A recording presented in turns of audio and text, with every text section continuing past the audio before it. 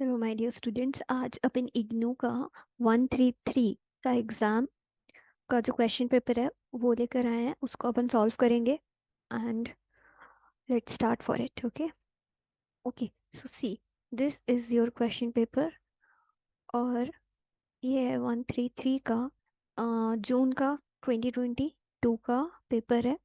Chemical energetics equilibria functional group chemistry से आया हुआ है। 2 पार्ट में डिवाइड है, 2 घंटे मिलेंगे सॉल्व करने के लिए। पार्ट 1 में 7 क्वेश्चंस हैं, 5 क्वेश्चंस आपको करने हैं और अपन देखते हैं। सब में ऑप्शंस हैं, है ना। आसान तरीके से आप कर सकते हो इन क्वेश्चंस को। So let's start. सबसे पहला क्वेश्चन है कि व्हाट आर स्टेट फंक्शंस, ठीक है। और स्टेट फंक्शंस क्या हैं, इनके 2 एग्जांपल्स पूछे हैं। तो स्टेट फंक्शन नाम से ही समझ आ रहा है, कुछ भी नहीं बनता तो कभी कभी अपन को दिमाग चला के अपने हिसाब से लिख देना चाहिए, है ना। बट रिलेवेंट होना चाहिए। तो स्टेट फंक्शंस मीन्स व्हाट, कि कोई भी अगर अ, जैसे डेंसिटी है ना, वॉल्यूम है, कोई भी प्रॉपर्टी अगर आपकी इनिशियल एंड फाइनल स्टेट पे डिपेंड करती है, means property which depends upon state of system, initial state and the final state, उसको आप कहते हो कि वो स्टेट फंक्शंस है। ठीक है, इनके एग्जाम्पल्स हो सकते हैं density, volume, internal energy, entropy और आपका टेम्परेचर। ठीक है, आपको 2 एग्जाम्पल्स देने हैं, बहुत सारे एग्जाम्पल्स बता दिए। इनमें से कोई भी 2 एग्जाम्पल्स आप एग्जाम के लिए याद कर सकते हो। ठीक है, फिर सेकंड क्वेश्चन इसी का मतलब और का जो है वो पढ़ो। वो क्या पूछा है, उसमें पूछा है कि हेट्रोजीनियस सिस्टम क्या होता है। तो सिस्टम दो टाइप के हैं, एक होता है होमोजीनियस, एक होता है हेट्रोजीनियस।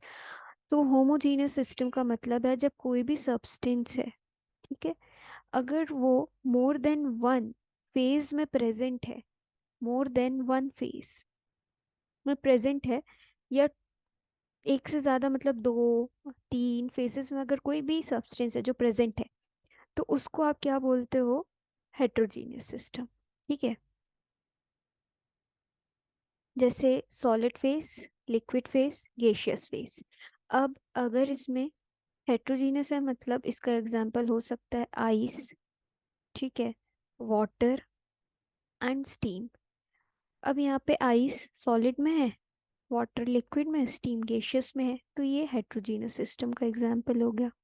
फिर कभी सल्फर सिस्टम आता है तो वो होमोजीनियस वगैरह के मान सकते हैं अपन। ठीक है, फिर अगर अपन देखें नेक्स्ट क्वेश्चन, तो बी बी क्वेश्चन क्या है फर्स्ट का B is calculate the amount of heat required to increase the temperature. अब आपको यहाँ पे हीट का अमाउंट कैलकुलेट करना है। तो हीट का अमाउंट कैलकुलेट करना है, नाउ यू नो डेट एक फॉर्मूला है ना, theta equals to C P N, मतलब N C P and delta V एक और है N C V D T या फिर डेल्टा वी। तो अब यहाँ पे आपके पास मोल्स हैं, मतलब एन की वैल्यू है, टी मतलब टेम्परेचर भी दिया हुआ है, चेंज इन टेम्परेचर, एंड आपका यहाँ पर क्या क्या दिया हुआ है, और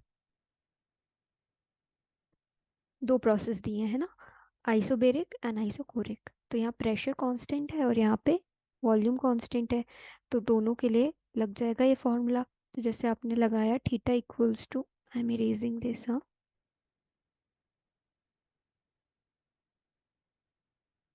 फॉर एग्जाम्पल आपने लगाया सी पी डेल्टा वी, तो एन इज फॉर 2, है ना। सी पी दिया हुआ है, कितना दिया हुआ है, 20.78। फिर क्या है, डेल्टा वी दिया हुआ है, नॉट डेल्टा वी, यहाँ पर डेल्टा टी है आपका, वही मैं सोचा। Okay, delta T, C P D T, not D V. Okay, so see यहाँ पे 2 into 20 point this and temperature, so final temperature minus initial, तो कितना हो गया ये 400 केल्विन इंटू 2 इंटू 20.7, इसको सॉल्व कर लेना। सीपी आ जाएगा। सिमिलरली इसको सॉल्व कर लेना, आपका थीटा आ जाएगा। ओके, थीटा दोनों में थीटा आ जाएगा जब इक्वेशन को सॉल्व कर लोगे तो। अब अपन देखते हैं कौन सा question. Next question, second question में क्या पूछा है, Hess's law. Hess's law of constant heat summation, and क्या पूछा है, एंड गिव इट्स सिग्निफिकेंस। तो हेसेस लॉ क्या होता है, Hess's law is very important. यहाँ पर क्या है, अमाउंट ऑफ हीट को मैंने ये ट्राइंगल से बना दिया है।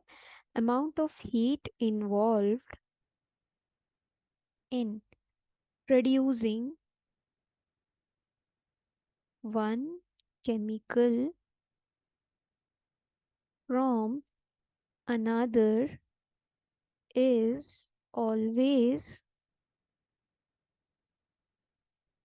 the same. Okay, no matter how many stages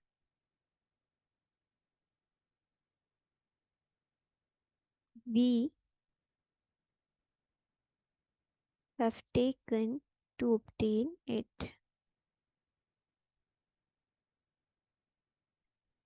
okay, so Hess's law क्या कहता है कि चाहे कितने भी स्टेजेस में प्रोसेस क्यों ना हुई हो, एक केमिकल से दूसरे केमिकल में कन्वर्ट क्यों क्यों ना हुआ हो, बट अमाउंट ऑफ हीट जो भी इन्वॉल्व रहेगी वो सेम रहेगी। ठीक है, अब इसका सिग्निफिकेंस क्या है, सिग्निफिकेंस आप इसके नेक्स्ट क्वेश्चन में ही देख सकते हो, इसी का एप्लीकेशन इन्होंने नेक्स्ट क्वेश्चन दे दिया है। सो क्वेश्चन इसमें क्या है, delta H R, heat of reaction, enthalpy of reaction आप यहाँ पे कैलकुलेट कर सकते हो हेसिस लॉ की हेल्प से। तो अब देखो यहाँ पर आपको एंथैल्पी चेंज कैलकुलेट करना है, और CH3 CH2 दिया है, इथीन दिया हुआ है, प्रोपीन दिया हुआ है, प्रोपीन से आपका ब्रोमोप्रोपेन बन रहा है। अब आपका इसमें आपको एंथैल्पी चेंज कैलकुलेट करना है, कैसे करोगे, तो देखो क्या क्या गिवन है आपको। तो सबसे पहले तो फॉर्मूला देखते हैं। तो डेल्टा एच का जो फॉर्मूला होता है वो summation of bond energies of reactant minus summations of bond energy of product. ठीक है, अब यहाँ पे रिएक्टेंट क्या है, रिएक्टेंट में देखो सी एच बॉन्ड है, सी एच बॉन्ड है, सी एच बॉन्ड है, सी एच बॉन्ड है, यहाँ भी एक एच है, यहाँ भी एक एच, सी एच बॉन्ड है, कितनी होगी, 1 2 3 4 5 6। तो अगर आप यहाँ लिखो तो 6 CH बॉन्ड है। फिर इसको इरेज करके,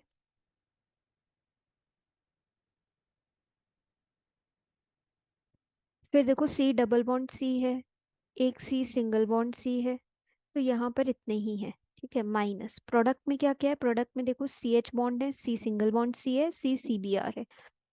तो कितने बॉन्ड्स हैं, 1 2 3 4 5 6 7, 7 CH बॉन्ड है, 2 CC बॉन्ड है कार्बन कार्बन के बीच, और एक कार्बन बी आर बॉन्ड है। अब इनकी वैल्यूज आपको दी हुई हैं, इनकी वैल्यूज कहाँ दी हुई हैं, ये देखो, इनकी वैल्यूज ये दी हुई है आपको। सी सी बॉन्ड की ये है, सी डबल बॉन्ड की ये है, C H C B R. ठीक है, अब इन इन बॉन्ड्स की जब दी हुई है तो आप इनकी वैल्यूज यहाँ रख दो, यहाँ पुट कर दो और सबको सब्ट्रैक्ट कर दो जैसे जैसे लिखा हुआ है। इस तरीके से आपको डेल्टा एच की वैल्यू मिल जाएगी, तो एंथैल्पी चेंज आपका कैलकुलेट हो जाएगा। ओके, सो ये क्वेश्चन था। अब अपन आगे बढ़ते हैं। अब थर्ड क्वेश्चन क्या पूछा है, थर्ड क्वेश्चन पूछा है दो स्टेटमेंट्स देने हैं आपको थर्मोडायनेमिक्स के सेकेंड लॉ के। तो सेकेंड लॉ ना तीन लोगों ने दिया था, बट बेसिकली आपको दो स्टेटमेंट देने हैं। तो दो स्टेटमेंट में केल्विन प्लैंक का दे सकते हो, क्लॉसियस का दे सकते हो, है ना। तो जैसे मैं आपको पहले केल्विन प्लैंक का स्टेटमेंट बता रही हूँ, तो वो स्टेटमेंट ये है कि no process is possible which absorb heat which absorb heat from hot reservoir and convert completely convert the absorbed heat into work. heat into work. So statement is what? No process is possible which absorb heat from the hot reservoir and completely convert it into what? Work. ऐसी कोई भी process अभी तक तो नहीं है। ये kelvin Planck का स्टेटमेंट था। ओके, अब अपन क्लॉसियस का स्टेटमेंट देखते हैं। तो क्लॉसियस ने भी एक स्टेटमेंट दिया सेकेंड लॉ को एक्सप्लेन करने के लिए। वो स्टेटमेंट ये था, heat does not, Clausius, heat does not flow spontaneously. कहाँ से? From cold to a hot body. Okay, ये क्लॉसियस का स्टेटमेंट था। अच्छा, इसी का और क्वेश्चन क्या है? इसी का और क्वेश्चन है रेसिडुअल एंट्रोपी। रेसिडुअल एंट्रोपी क्या होता है, ये आपको आया है। तो अपन देखते हैं इसका कि रेसिडुअल एंट्रोपी क्या होता है। तो कुछ सब्सटेंस होते हैं जिनकी पॉजिटिव एंट्रोपी होती है एब्सोल्यूट जीरो पे भी। So value of entropy at 0 kelvin is known as what? Residual entropy. अब कौन से टाइप के सिस्टम्स ये शो करते हैं? तो जैसे आपका एग्जाम्पल यहाँ हो सकता है कार्बन मोनोऑक्साइड। अब कार्बन मोनोऑक्साइड का क्या है कि ये प्रोसेस होती क्यों है? ये प्रोसेस इसलिए होती है क्योंकि मॉलिक्यूल्स अगर अपने आप को एक से ज़्यादा वे में अरेंज करना चाहते हैं या करते हैं, तो क्या होता है? Entropy is what? डिस्टरबेंस, है ना? तो ये रेसिडुअल एंट्रोपी टर्म अराइज हो जाता है। तो सीओ, सीओ है, सीओ को आप एक, ये तरीका होता है सीओ का अरेंज होने का। एक मान लो ओ सी कर दिया आपने, तो यहाँ पर ये इस प्रोसेस में रेसिडुअल एंट्रोपी आ गई। ठीक है, तो ये छोटा सा 2 मार्क्स का था आपका। तो definition and example is sufficient. फिर आपका क्वेश्चन है बी पार्ट। बी पार्ट में क्या पूछा हुआ है? बी पार्ट में पूछा हुआ है 1 mole of an ideal gas taken in a cylinder filled with massless and frictionless piston, volume 1 dm cube occupy कर रही है 400 केल्विन टेम्परेचर पे, आइसोथर्मली एंड रिवर्सली एक्सपैंड हो रही है। इनिशियल वॉल्यूम मान लो V1 है, तो 5 times of V1। Entropy change आपको कैलकुलेट करना है। तो एंट्रोपी चेंज का एक फॉर्मूला ये है NR, यहाँ पर V आता है, I got confuse there. Okay, so V2 V1। Now delta is equals to, आपका 1 मोल है, आर की वैल्यू 8.314 होती है। यहाँ पे L N V2 is 5 V1 upon V1, तो V1 से V1 कट गया। अब यहाँ पे क्या बचता है? यहाँ पे बचता है 8.314 log 5। तो log 5 की वैल्यू यहाँ पर पुट कर दो, 0.67 समथिंग कुछ होती है। तो इसको सॉल्व कर लो, डेल्टा इसकी वैल्यू आ जाएगी। फिर आपका क्वेश्चन फोर्थ अपन देखते हैं। क्वेश्चन फोर्थ क्या है? क्वेश्चन फोर्थ ये है, ली चैटलियस प्रिंसिपल आपको बताना है, स्टेटमेंट देना है उसका। तो ली चैटलियस प्रिंसिपल का स्टेटमेंट ये है कि किसी भी सिस्टम में डायनेमिक इक्विलिब्रियम अगर है और उसमें उस इक्विलिब्रियम को आप डिस्टर्ब करते हो, मान लो प्रेशर लो कर दिया, टेम्परेचर हाई कर दिया, कंसंट्रेशन चेंज कर दिया, तो इक्विलिब्रियम जो है वो उस चेंज को क्या करता है? स्टेटमेंट इसका क्या है कि if a dynamic equilibrium is disturbed, क्या होता है? डिस्टर्ब होता है, कैसे? By changing the condition, position of equilibrium shifts to counteract it, to counteract the change, to re-establish the equilibrium। ठीक है, तो अगर कोई इक्विलिब्रियम प्रोसेस है उसको आपने डिस्टर्ब किया, मान लो टेम्परेचर चेंज कर दिया, प्रेशर चेंज कर दिया, कुछ भी कंडीशन चेंज कर दी, इक्विलिब्रियम उस चेंज को अपोज करने के लिए शिफ्ट होगा ऑपोजिट डायरेक्शन। ओके, तो ये आपका था स्टेटमेंट। अब इसी का एक और क्वेश्चन क्या है? और क्वेश्चन में आपको पूछा है कि एक रिएक्शन दे दी है और आपको ये के पी एंड के सी के बीच में रिलेशन बताना है. सो सी के P is equals to K C R T and delta n. ठीक है, और डेल्टा एन आपका होता है प्रोडक्ट माइनस रिएक्टेंट के मोल्स. तो आप यहाँ देखो डेल्टा एन क्या है, प्रोडक्ट का तो एक ही मोल है, माइनस व्हाट, यहाँ पर दो मोल्स होने चाहिए आपके प्रोडक्ट के. एस ओके ओके ठीक है. तो यहाँ पर आपका एक मोल है सल्फर डाइऑक्साइड का और यहाँ दो मोल्स हैं. ठीक है, तो डेल्टा एन की वैल्यू -1 आ रही है. तो यहाँ पे K P K C R T -1, R T -1 मतलब अपॉन आर टी. तो के पी के और के सी के बीच में ये रिलेशन डेराइव हो गया. ठीक है ना, 1 -1 है मतलब ये नीचे है. तो ये इस तरीके से आपका क्वेश्चन सॉल्व हो गया. अब अपन को फिफ्थ क्वेश्चन देखना है. फिफ्थ क्वेश्चन क्या है, स्टैंडर्ड गिव्स फ्री एनर्जी या स्टैंडर्ड स्टेट गिव्स एनर्जी और इसका सिग्निफिकेंस. तो इसकी थोड़ी लंबी डेफिनेशन है और ये डेफिनेशन ये है कि change of gives free energy. Since space कम है इसलिए मैं बोल रही हूँ तो आप ध्यान देना, शॉर्ट फॉर्म लिख रही हूँ क्योंकि साथ में. Gives free energy that accompanies the formation of 1 mole of substance in its standard state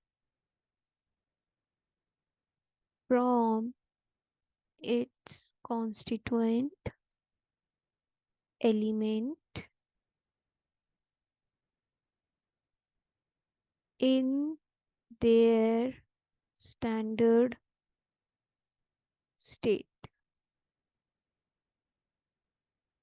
Definition क्या है, change in gives free energy that accompanies the formation of 1 mole of substance, 1 mole of substance in its standard state from its constituent element in their standard state. तो यहाँ आपको हर हर चीज जो लेनी है वो स्टैंडर्ड स्टेट में लेनी है.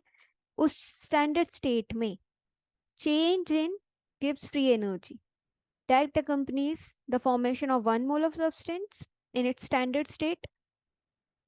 एक मोल सब्सटेंस के बनने पे फ्रॉम इट्स कॉन्स्टिट्यूएंट एलिमेंट जो कि स्टैंडर्ड स्टेट में है उसमें जो चेंज आता है वो आपका क्या है, स्टैंडर्ड स्टेट गिव्स एनर्जी है. अब इसका सिग्निफिकेंस क्या है, मैक्सिमम वर्क आप कैलकुलेट कर सकते हो इससे, so you can write it. Okay, फिर आपको यहाँ पर एक रिएक्शन कॉन्जुगेट एसिड बेस पे क्वेश्चन आया हुआ है. तो ये देखो यहाँ पर क्या है, right the reaction between ammonia and the water. और यहाँ पे कॉन्जुगेट एसिड बेस पेयर आपको आइडेंटिफाई करना है. तो अमोनिया वाटर के साथ रिएक्ट करेगा तो क्या बनाएगा, ammonium ion plus O H negative. अब आप सबको पता है अमोनिया एक बेस है, वाटर यहाँ एसिड की तरह का एक्ट करता है. तो बेस का कॉन्जुगेट एसिड होता है और एसिड का कॉन्जुगेट बेस होता है. तो ये आप यहाँ पे लिख सकते हो. ओके, अब देखो बी पार्ट. बी पार्ट में क्या पूछा है, calculate the value of equilibrium constant के सी. ओके, फिर के पी, के पी दिया हुआ है. तो आपको पता है ना कैसे करते हैं इस क्वेश्चन को. अ, आपको सारे जो प्रोडक्ट हैं जैसे सल्फर डाइऑक्साइड की पावर 2 है, सल्फर ये ट्राईऑक्साइड है, डाइऑक्साइड की 2 है और ऑक्सीजन है, इन सब के पार्शियल प्रेशर यहाँ पर रख दो. ऐसे करते हैं ना अपन, ये और यहाँ 1 है तो मोल्स. ठीक है, तो आपको यहाँ पर सबके,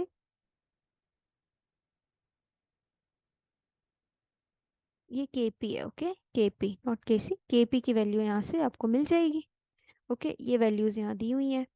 SO3 की कितनी है, 3 × 10⁻⁴. ये सारी वैल्यूज इस फॉर्मूले में रख दो तो हो जाएगा सॉल्व ये. ओके, फिर देखते हैं अपन सिक्स्थ क्वेश्चन. सिक्स्थ क्वेश्चन में क्या पूछा है, सिक्स्थ क्वेश्चन में देखो, सिक्स क्वेश्चन है, why are the successive ionization constant for polyprotic acids smaller and smaller. क्यों ऐसा होता है, तो आप देखोगे जैसे फर्स्ट H2SO4 है ना, पॉलीप्रोटिक मतलब एक H से ज़्यादा. तो जब ये आयोनाइज होगा तो HSO4 प्लस H प्लस बनता है, फिर इसमें से हाइड्रोजन निकलेगा तो SO4 2 negative plus 2H plus. तो क्या होता है जब सक्सेसिव आयोनाइजेशन होता है किसी भी एसिड का, तो जो नंबर ऑफ आयोनाइजेबल हाइड्रोजन है वो बढ़ रहे हैं। पहले एक था, फिर 2H हो गए। इसकी वजह से क्या होता है, जो कॉन्जुगेट बेस बन रहा होता है, एसिड का कॉन्जुगेट बेस होता है, वो बहुत ज़्यादा स्टेबल होता जाता है हर स्टेप में, जिसकी वजह से जो आयोनाइजेशन कांस्टेंट की वैल्यू है वो कम होती जाती है। ठीक है, आयोनाइजेशन कांस्टेंट की वैल्यू आपकी कम होती जाती है।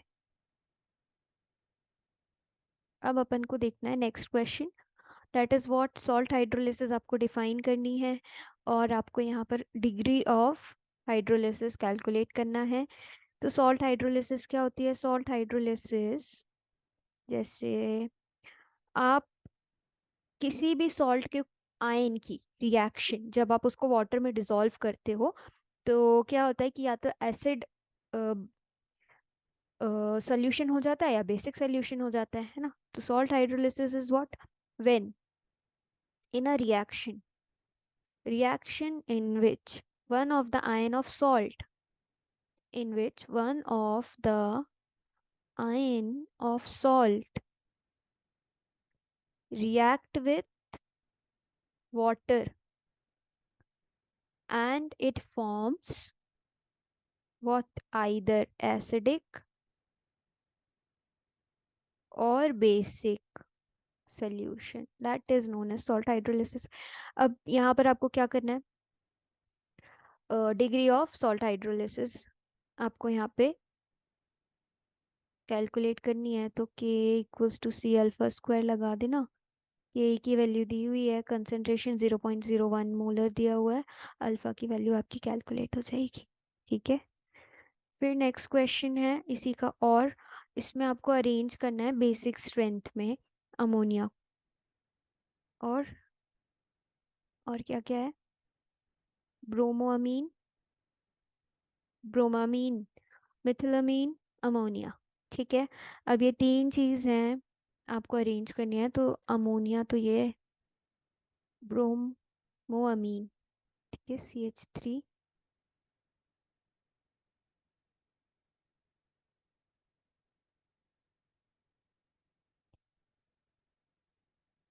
मिथिलामीन।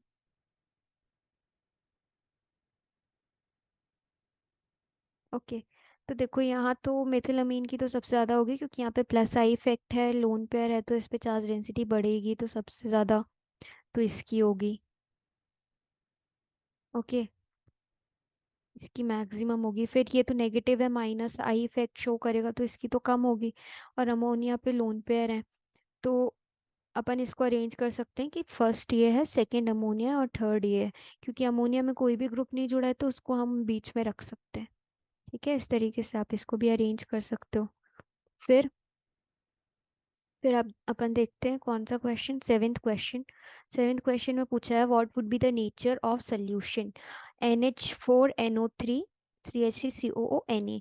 तो NH4NO3 किस किस से मिलके बना है, अगर आप देखोगे तो ये NH4OH से मिलके बना है, और ये NaNO3। तो ये अमोनियम हाइड्रोक्साइड वीक आपका बेस है, और ये स्ट्रॉन्ग एसिड हम कह सकते हैं। तो सोल्यूशन इसका जो बनेगा वो एसिडिक नेचर का बनेगा, अमोनियम नाइट्रेट का। फिर अगर आप देखो कि CH3COO Na, तो ये CH3COOH से मिलके बना है, और NaOH। तो ये आपका वीक एसिड है और ये आपका स्ट्रॉन्ग बेस है। तो जो सोल्यूशन बनेगा वो बेसिक नेचर का होगा। तो इसमें आपको सिर्फ यही बताना था, और इसकी आप रिएक्शन लिख देना एरो लगा के, जैसे मैंने अभी यहाँ लिखा है। फिर सॉलिबिलिटी प्रोडक्ट कांस्टेंट पूछा है, मतलब KSP, और आपका एक्सप्रेशन डिराइव करने बोला है ना। तो KSP is nothing but equilibrium constant है for a solid substance dissolved इन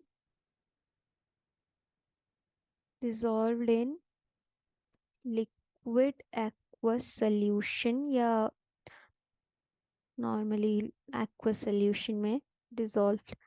ठीक है, जितना ज़्यादा कोई चीज़ सॉल्युबल होगी उसकी उतनी ज़्यादा केएसपी वैल्यू होगी।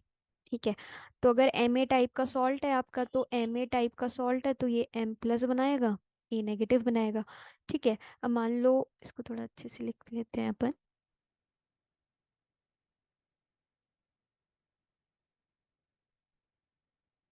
एम ए है जैसे, तो एम प्लस ए माइनस बना, तो इसको आप मान लो एक्स, ये वाई, मान लो एक्स और वाई दोनों इक्वल्स टू वन है, क्योंकि यहाँ पे देखो वन वन है ना, तभी तो ये एम ए टाइप का सॉल्ट है। तो अगर आप इसको के एस पी निकालोगे, तो के एस पी इसका हो जाएगा एक्स की पावर एक्स, वाई की पावर वाई, और ये वन है तो एक्स की पावर एक्स मतलब वन है, तो ये क्या हो गया, ऐसा हो गया ना, वन वन। और अगर आप इसको क्या कर दोगे, यहाँ पे एस एंड देन इसकी power X plus Y. Okay, तो एक्स प्लस वाई मतलब वन प्लस वन, है ना, तो सॉलिबिलिटी की एस की पावर टू हो गई, तो के एस पी हो गया एस स्क्वायर। ठीक है, तो ये आपका हो गया पार्ट वन सॉल्व। ओके, अब अपन करेंगे part two solve next video में। ओके, आई होप आप लोग को ये समझ आया होगा। एंड बहुत अच्छे से तो एक्सप्लेन करना मुश्किल है इसमें, है ना, but since it's a question paper तो इतना डिफाइन करना सफिशिएंट रहेगा। आई होप आप लोग को समझ आया होगा। कुछ डाउट्स हो तो कमेंट सेक्शन में आप कमेंट कर सकते हो, and anything you want in next video you can also comment at. Okay, so और भी क्वेश्चन पेपर्स के साथ हम आएंगे। And keep supporting, keep loving, keep learning, keep sharing. Thank you.